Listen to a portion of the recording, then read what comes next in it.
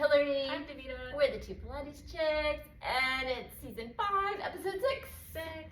Woo! That was tough to get out. We're a couple days after the time change, yes, and I am not used to it yet. This was not our first attempt, but our introduction. So I like this subject that we're talking about today, which is mastering kind of classical traditional Pilates, even in kind of the modern training environment is what we're calling it. Those are our words. Our words. The advantages of mastering classical, the traditional work, even in today's contemporary and modern training styles. Yeah, because we've seen a lot of very interesting new versions of reformers and apparatus, and talking about, modernization of this, and that kind of led us on this path of, understanding the work, and how it can go into that environment. In a good way. Yeah, in a good way. I mean, there's so many different things we've been seeing lately. And the question we tend to ask when we see these different things is why? Why? And sometimes we probably... And not in a snobby way. Yeah, I was going to say, like, curiosity, why? Yeah. Why? And what's the purpose of this type of variation of a reformer? Like we saw one that kind of spins around. Yeah. And I'm very curious as to what the benefit of that is, what you would use it for, and why. And you definitely... I think you could do like classical stuff on it, but then there's also this like very modern literal twist. Very modern, yeah. Yeah, it was kind of like, we were like, whoa, what is that? And it can be fun and interesting, but our idea is that the advantage of starting from a classical traditional foundation is not limiting somebody from not being able to do contemporary and more modern work in Pilates, but it actually builds a really good foundation to build off of. Yes, and I think that's really important because we're talking about understanding the why, the purpose, the how, kind of like when we see things, the why, and you had a good point in terms of like, it's kind of the same thing like when you were talking about dancing, because you don't just start off doing these like huge, beautiful, crazy moves, right? You kind of understand where you're coming from, and then you build, like my mentor said, you've got this ground and you're building out of it. Yeah, I mean, so in ballet, which was my foundational dance form, we always start with the same kind of things. You always start with pliés and tendus and these very basic foundational movements to build the biomechanics, to build tissue tolerance, to build your understanding of the style. And so a lot of times in dance, you think, okay, if you're a classical dancer, that just does give you a foundation to then you can build off and do whatever you want. It can be contemporary ballet, it can be modern, it can be jazz, whatever. But it gives you this foundation of those pliés and tendus that are then used in every other form of dance. Right. So it's giving you that understanding, that foundational embodiment, to then become a more versatile dancer. Yeah. And I think it's also when you think about Pilates in that same way, and the foundation of why he created it the way he created it in terms of the order and the mat and the apparatus and kind of into the body and the movement, is once you understand, oh, that's why this exercise, and that's why this after this, and this and this and this. And this leads to this. This leads to this. It all threads in together. Then when you are out in the modern, as we're calling it, modern training environment, you're like, okay, I understand why I'm doing this for this class or this person, whatever it is. Yeah, and you might understand why you're picking something for a certain client, how to adapt it for that client with the modern training environment. Yeah, how to manipulate the movement for other types of movement, other types of clients. But you really understand why and how to do that instead of just kind of making it up or like throwing something out there. Yeah. But there's like an actual like knowledge coming from that traditional work of how then to manipulate the movement safely, effectively. Yes, I think that's key, safely. And I think I loved this, and we were talking before, one of, she actually works with you now, and she graduated my training program, Effie, shout out to Effie. And she was saying, because she did the traditional training with me, and then wanted to teach classes and went to a contemporary, lots of reformers. But she said for her, knowing the traditional work and knowing the whys and the purpose helped her to prepare and build clients in a safe way to get them where she knew she wanted them to go in terms of the exercises that were coming. So she was able to like use the work to kind of make sure everything was going in that direction and not just like throwing it. Yeah. So she was building that foundation. She understood like where it was coming from to then build up the classes for these groups. Yeah. And for who was in the group on those days. Yeah.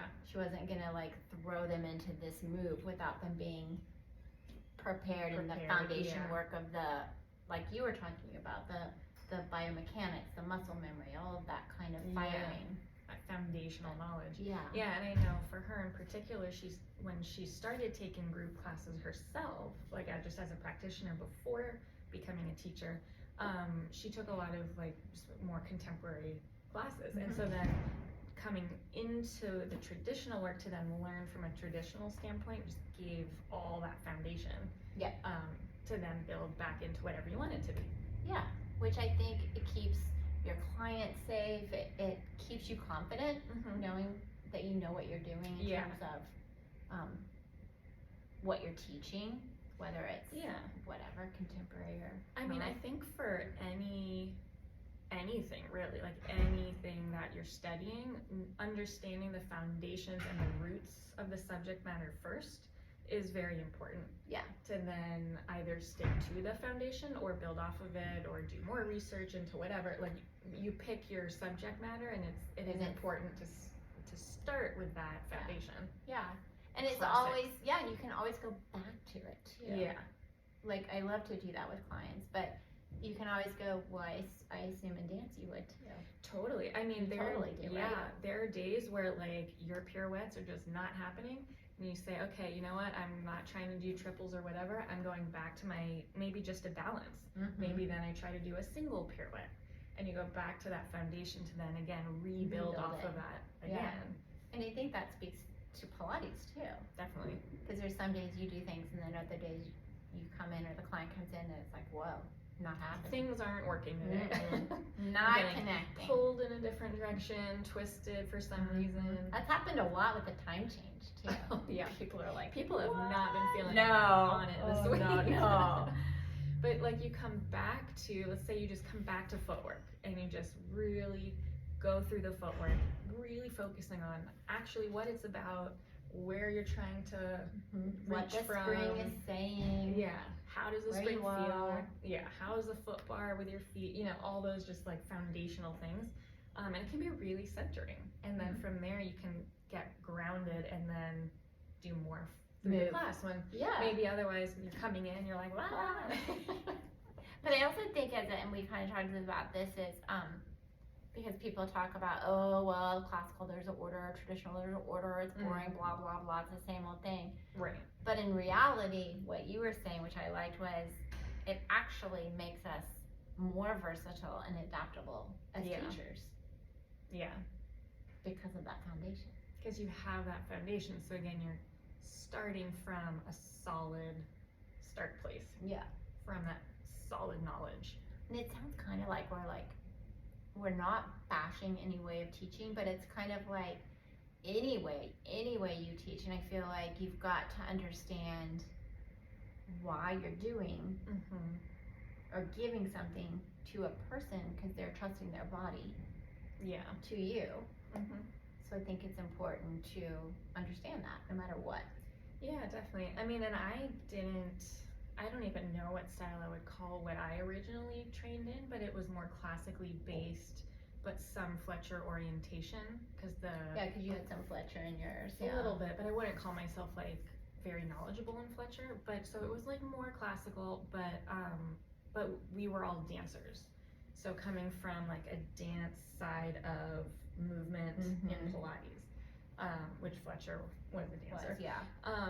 And so like I would say that when I started then diving more into the traditional classical kind of more set in looking at the order and why the order was a certain way, I actually learned a lot more after I'd been teaching for a little bit and understanding the thread through all of the apparatus of Pilates and how it all kind of comes together. The full system. Yeah, because I feel like my teacher was there, but there was also threads of Eve Gentry as well. Yeah. I feel looking back, but yeah, it's the same thing. It's like you when you're going through teacher training, it's like so much and it's overwhelming, but you don't realize when you get out what has really seeped into your being as a teacher. And I think having the confidence like you talked about, but then also when you're out revisiting or exploring more, it's a different experience than when you're in your training. Yeah, well, because I mean, we have to realize as teachers, once we leave our program, we're not teaching our clients the same way that we were being taught to be teachers, right? We're not teaching. You can't teach someone to teach. Yeah. They're going to find their voice, their way. Yeah. Their path. Yeah, I mean, for the teacher trainers. Exactly. Yeah. Yeah. And then with your clients, you're not talking to them in the way that you're going to talk to another student teacher or another teacher. Yeah, exactly. So it's like we'll sometimes get stuck in this like way of thinking about things when we're like in our programs and we're really analyzing everything, and then you get out and you're like, oh, that doesn't work for this person. No. Or this person can never do this thing. No, and I think that's a really good point, because a lot of times when you're in here and the students in my training program are watching, I'll say, she's a teacher, so I'm talking to her this way. In this way, yeah. But I would not say this to a client. Right. They'd be like, what? Yeah, and it might not mean anything to that client and go whoosh, like whoosh right over the head. Or they just wouldn't even care because they're like, I'm not trying to learn how to do this, just tell me what to do. I just want to move. Yeah. But which is fine too. So. But I think that the thing I don't know if we hit on this kind of in our little points, but that whole having that foundation, then you don't feel like that teacher that's just kind of throwing things out to see what sticks. What happens, Yeah, you're not just randomly going, oh, let's see, okay, what about this, what about this, what about this, and then not knowing if it's gonna work or not. Yeah. And I think like at a certain point, I've been feeling like, I don't even know how I would describe to somebody how I teach, because I feel like at a certain point we kind of become more intuitive in how we're picking things for people. But then if you do have that classical foundation and you know how things kind of line up in the body and how things lead to other exercises, that's what we're pulling from, even if we're not like very aware that we're doing that. Right. And I think that's really important, like when you and I do our own learning and continuing to grow as teachers, and all these workshops that we do, and it may not be Pilates. Right. It's something else, right? It's more functional training, or it's learning about an issue or whatever it is. And when we're seeing and learning these exercises that aren't Pilates, we know and understand how to apply that to the client in the Pilates setting. Because of the foundation we have. Definitely. And understanding, oh, I'm gonna give you this, it's not Pilates, but it's gonna help da-da-da-da-da-da. Yeah, because it connects in this way. Yes. And I'd say like a lot of the stuff I do is, like I always like to say, Pilates based corrective exercise. Because I'm using Pilates in that way to help people with certain orthopedic issues. And I will tie in certain physical therapy exercises, corrective exercise, and it does tie in, and you can, it totally connects to Pilates, classical Pilates, whatever you want to call it. It's all very integrated. And the clients that you work with, because they have this foundation themselves that you've given them, they understand why they're being given that, and the benefit of it, whatever it is. Like the clients, like I have a lot that are dealing with balance, or rehabbing from whatever surgeries or whatever it is, and so giving them more functional in certain points in their work, and sometimes it's homework, Yeah. They understand How that why. helps and Yeah, why. and what's happening.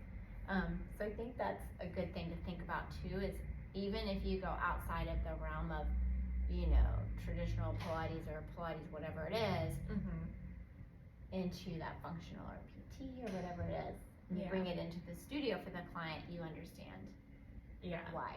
And I think that's a really good point, because it's like, we're not saying that everybody should stick to classical and traditional all the time. It really is, learning the foundation is very important for being able to then add in these other things. Yes. And even do contemporary and modern, or whatever you want to call it. Yeah. But understanding, it's almost like if you think about all the elders and Eve Gentry and Ron Fletcher, and I mean, they had that foundation, and then they created their own, you know, things that fed into that, and understood how that fit into that work. And it fed in so well to the original work because they really had that clear foundation. Understanding. Yeah, exactly. And it all does just integrate so seamlessly. Yeah, it's like a really well tied shoelace. That's the only thing I can think of. Because my brain. But it does, it's like, it helps, like you said, it helps the teacher, having that foundation helps the teacher feel more confident, just more set in the knowledge of all of what this is that we do. Yeah. But I think it also makes us more capable of catering to like a broader range of clients, having that foundational knowledge and then the openness to the other contemporary and other things. Yeah, you're not just catering to a young athletic or whatever in a group class setting. You can also have someone who's had an injury, or have someone that's older and never done movement at all. Because that happens. Yeah. So it definitely broadens that ability of confidence for you as a teacher. Yeah, because then from that classical foundation, you can then be integrating a more complex style, a more broader movement approach to teaching. Yeah. I mean, I think about it like my teacher, my mentor, when we were in training. I love this so much. I use it all the time, and forgive me if I've said it before in podcasts. But he talked about how if you look out in the ocean, you're on a boat, and you see a big iceberg, and you see this huge amount of ice coming out of the water, that's your teacher training. What you don't realize is how far under the water, that iceberg goes. Yeah. Because where you're getting this foundation of work, but then you're going out into the world, and you're just gonna be like, oh my God, there's so much more. There's so much more under there. But I have this foundation to go with. Yeah.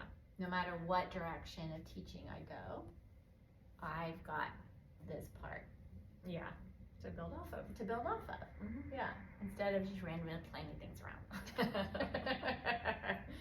But I think it's really confusing for a lot of people right now with Pilates. Yeah. And, what is Pilates? And is this Pilates? Is that Pilates? But I think the main thing is, we're not saying this Pilates and this is not, and this is, and this is not. Right. And well, that apparatus is wrong. Yeah. But I think if you just went through some kind of quick kind of training for that one aspect, then that's going to become, there's no foundation, and there's this feeling of being really lost in what you're doing eventually. Yeah, if you do like a really quick program that's catered just to one specific studio style of group class, and then when you try to go elsewhere to a different studio or transition somewhere else, then there's a feeling of being a little lost and not gaps, understanding like the missing. gaps. Yeah. Because first of all, most of those training programs don't have the comprehensive approach, and then they're generally not teaching that traditional foundation. Yeah. So then it's like you're able to then go back and learn more. Yeah. And then all of a sudden, once you learn the traditional after maybe teaching group class somewhere, then it's like, oh, like things kind of click. And you're like, oh, yeah, that's why this or that. exactly. Yeah, I had actually a potential student come in today. Actually, if she's listening, she's super sweet. Hi. And she's doing contemporary classes. I won't name them, but they're in this area, and she loves them. But she came in with a very open mind, and we did a little bit of reformer, this or that, and so she was like, we're doing things, and she didn't really know the name of things, and some of them she hadn't done before, because she is in a group class. Right. And so she was just like, well, I can see where some things I'm doing. So she was able to kind of like go, oh, I can see where like how it connects. This is connecting a little, even though it was different. So I thought, and she found that very interesting. And that was just one session. Yeah. So I think it's true. It's like you can, once you have that and you're like, oh, okay, I get this. I get where it comes from. Yeah, I mean, I was just thinking one time at a Pilates conference, I was talking to somebody who was very modern approach, like a Legree type something of a teacher, and I was talking to her, I was like, oh yeah, I've tried some of those classes, they can be super fun, you know, it's not what I teach, but like, they're fun. And I was saying, you know, it's interesting, when I was taking one of those classes one time, I realized that it really is like classically based, and I remember this person looking at me and being like, thinking I was crazy. And I was like, no, like it does connect. There are connections. In some way. Yeah, there are some connections to all of it. Like none of it's wrong and none of it's better or whatever. But if you have that foundation of understanding where it all comes from, you can see these connections. And I feel like not to do, well, I don't even know which episode this was, but I just remember our title, The Pilates Circus. Oh, yeah. Whichever season. That was season 4 at some point, right? It might have been this year. Who knows? I know, yeah. Who knows? But I feel like having that foundation and doing that prevents you from falling into that Pilates circus kind of panic mode is what I feel like it is sometimes. Just picking things to keep people entertained and flying off the equipment. Yeah. Like acrobatics. Like woo! But yeah, I think, and we're not saying that, oh, you have to teach classical, oh, you have to teach traditional. No. But understanding Joseph Pilates' work, and kind of the thought process of the move and understanding movement. Yeah, honestly, just foundational movement. Yeah, how to build somebody into a certain movement that they can't yet do, or understanding why they can't. Yeah. And not trying to force it, like some of the, we had a podcast on that as well. Forcing somebody into a position. But yeah, I think it's just, it creates a more versatile teacher, a more confident teacher. And being adaptable. Like adaptable. Yeah. Adaptable. So no matter where, I always tell my teachers this, no matter what style you teach when you're done with the training, it doesn't matter because you have this foundation. Yeah. And you'll be confident in any situation that you go into because you'll know what you're doing, why you're doing, how to do it. Even like you said, even if it's off into some modern training whatever environment. Style. Yeah. And I think that's really just what it is. Having that foundation to then build off of in whatever way works for you as a teacher and for clients. Yeah. Definitely. Ooh, we need to talk about our sponsor. Yes. Yay! That was a good episode though, by the way. Well, our sponsor is Two Pilates Chicks May Workshop, May 18th. Coming up, yes. And it's here in LA, and it's for CECs. And you can go on our website, PilatesChicks.com. Give us a follow on Instagram at Two Pilates Chicks because we kind of even updates in there. Yeah, and you can DM us on Instagram for questions on the workshop. Yeah, any information we're happy to share. But we're super excited. May is an awesome time to be in LA. It's gonna be beautiful. It's gonna be beautiful. We're so excited. So hopefully we'll see you. We'll see you then. We'll see you then. But thanks for listening, and we'll see you next time. Bye.